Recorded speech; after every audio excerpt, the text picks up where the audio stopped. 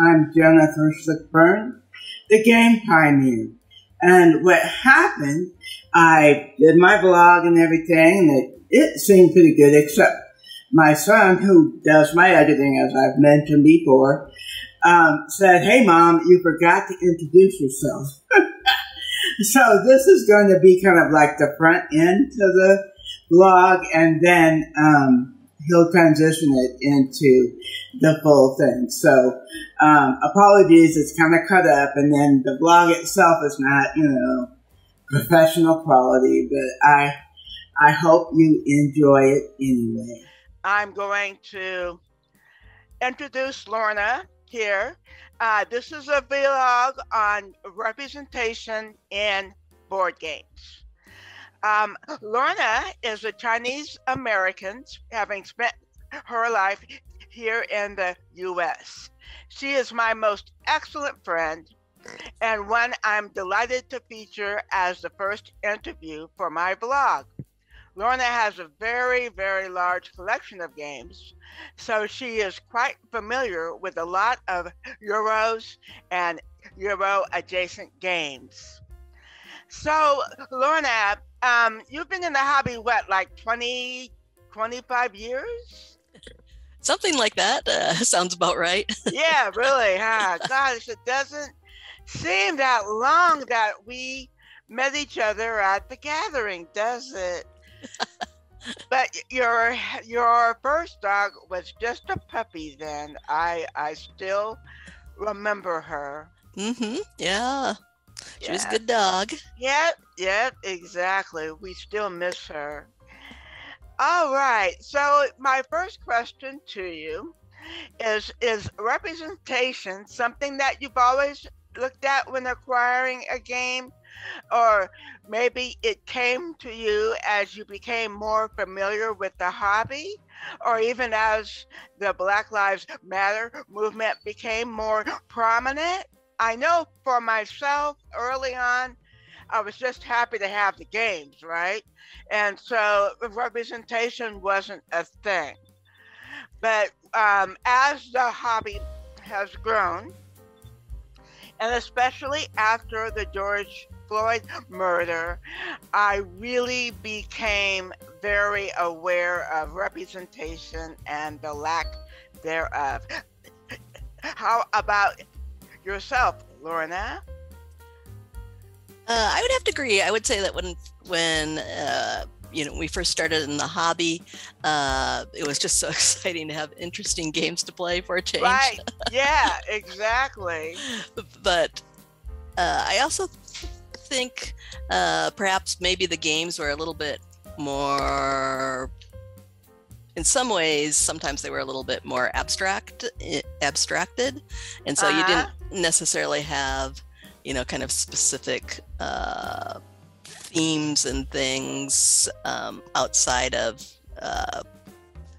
some of the more classic Euro themes. Right. Kind of European-centered themes like Princes of Florence or things like that. Right. And so it didn't necessarily seem out of place to me at that time, because that was the theme of the game, that there were, kind of more European characters in there without necessarily a lot of other characters of color in them. Mm-hmm. Yeah, I think that's true. I mean, you look at, although even if you look at Kinezia's early stuff, right? Mm-hmm. Samurai and Through the Desert, mm-hmm. That was kind of Orientalism, right? Right. But again, it was, Tigris and Euphrates, all of those very abstracted. You weren't necessarily looking at character-driven games. You were looking at mechanism-driven games, so to speak. Right. Yeah. Right. I know. But, Uh-huh. we were just really happy that they existed. Right. Okay. But I think, and I think the difference is that when you start to move into kind of character-driven games, then that's when you start looking more for representation, right? Well, but I would argue, Mm-hmm. me and you can disagree, as we have so often. as we have. Yeah. I would argue that they still could have come to, that Tunisia could have come to through the desert from a less Orientalism perspective and a more inclusive perspective. But he didn't, right? Well, yeah, I guess I'm not really, I mean, when I think of that, you know, game, it's like, I think of the little pastel camels. Again, it's very abstract to me. Right, so, I know. And it kind of has, you know, the Mideastern theme to it. But, right. I mean, I don't feel any particular, you know, kind of strong response or necessarily that it needed to have been changed in some way. Right. Yeah. Yeah. Yep. I can, you know, I think, and I can well imagine, right? I mean, Tunisia is making that game for a European audience. Mm-hmm. And as we both know, not everybody in Europe is Caucasian, we'll say, but most people are. And I'm fairly certain the board game community most likely was, right? Mm-hmm. So it may not have even passed through his mind that, hey, you know, I'm coming to this from a European perspective. Maybe there's a way to broaden my perspective to be more inclusive.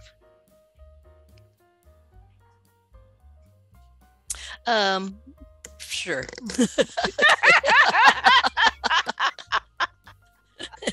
Okay, just because you're a big Tunisia lover, I'll get off his back. No. I'm just a more of a, you know, an abstract lover than you are. I know, that is true, y'all. That is true. She does like her abstract games, and I'm only saying, hey, they can be abstract and still be inclusive, right? Yeah. Right. Once you get away from the cubes, yeah, then I think, you know, you kind of but I mean, think of it that little way. Yeah.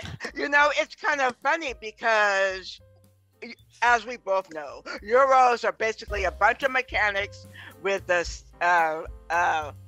veneer of theme. Right. And that veneer, though, is chosen.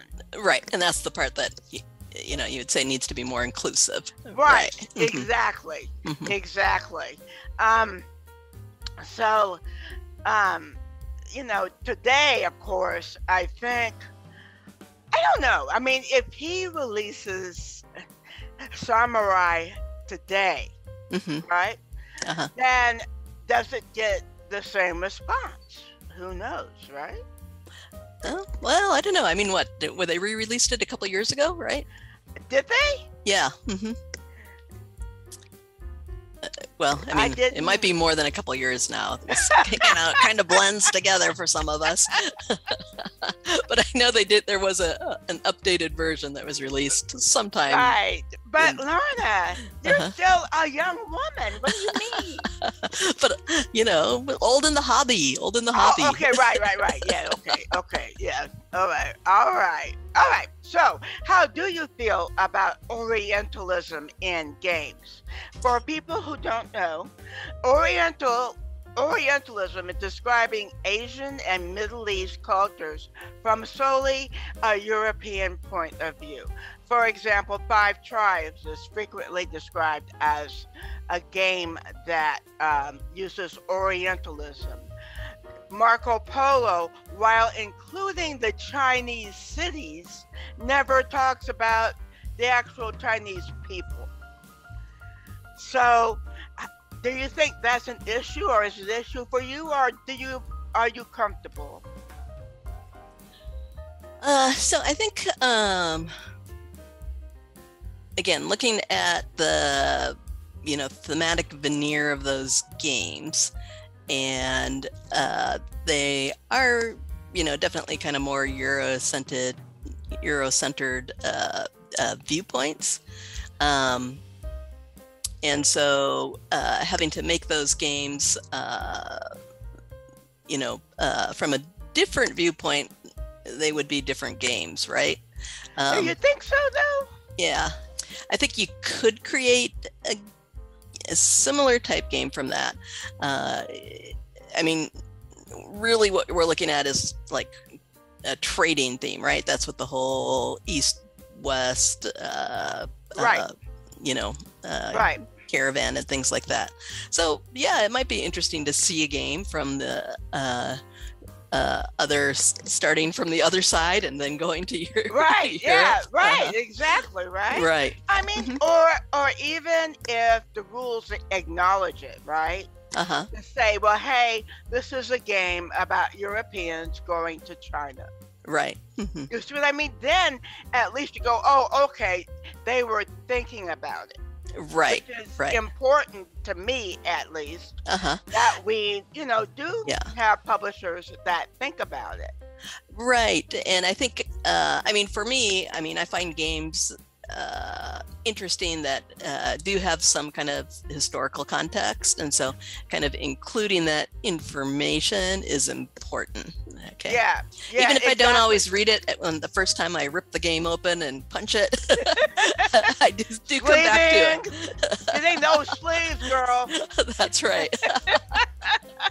Might not be the first thing I look at, but it is interesting to have it. Right. Yeah, exactly. Although for me, yeah, I am reading, to get some sense of the theme, such Right. as Golem, right? The controversial, or at least somewhat controversial, new game from Cranio that discusses us using Star of David, synagogues, a rabbi, a story, a Jewish story. So you want to know where is the publisher coming from on this, right? And to have some awareness, which they did. Now, for some people, the game is still unacceptable. The representation is unacceptable. For others, it's fine. I would like to have. There's a couple of Jewish people on Game Brain. Dimitri is Jewish and Ben is Jewish, and I'd love to play the game with them and get their thoughts on it. I kind of feel like invading to say, oh, well, that's fine, or oh, that's horrible, because I'm not familiar enough with the Jewish culture to make a judgment. So, last question for you. China has been well represented as a country in the hobby compared to other cultures like, Dark Africa, right? How do you see that? And does it matter to you? Yeah, I think on a personal note, it's nice to see that as a theme sometimes, or a background. It is nice to see characters that look like me sometimes, although I remember a long time ago, there was a game came out that it was about like Western US in the past, and I remember there were some of the characters included were laborers, and and I remember the company initially had kind of an old, which is now derogatory term that they used, which they felt was okay because it was historical, but I remember no, we talked about it. Remember? Yeah, and I contacted the company and they did change it, so so that was, it was terrible. That was good on them. Yeah, see, again, the derogatory name was from a white American point of view, right? The Chinese laborers didn't call themselves that. Right. So, and so what right did the publisher have to use that word? And it was just really, I don't know, it's one of the most egregious violations of representation that I've seen in a long time. I was really upset about that. I was like, wow, really? Is this the best we can do? Right. I think we can do better. Right. Are you drawn more to Chinese games like it's Iki, Iki. Mhm. Was the fact that it was based in China a reason It's to actually buy it? a Japanese game. So. Is it Japanese? Uh-huh. Mm-hmm.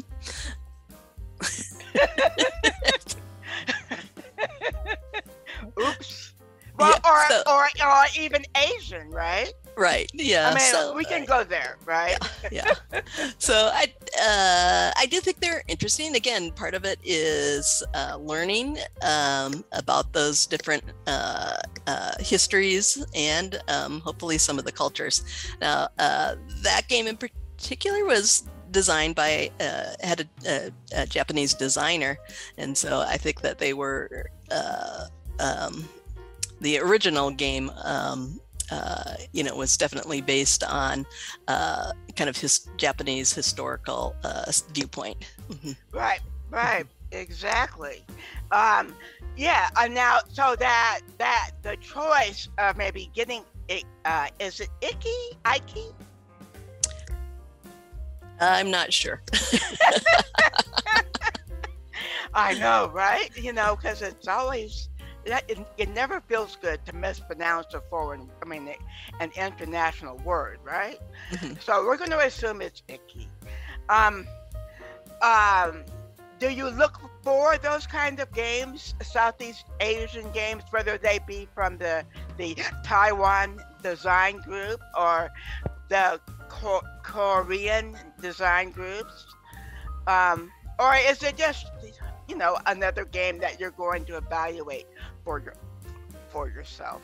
I think if the theme is there, I will definitely take a look at it. But as you know, some of us get a little picky in our games. So. Some of us do. Some of us buy hundreds, but we're not going to name which is which.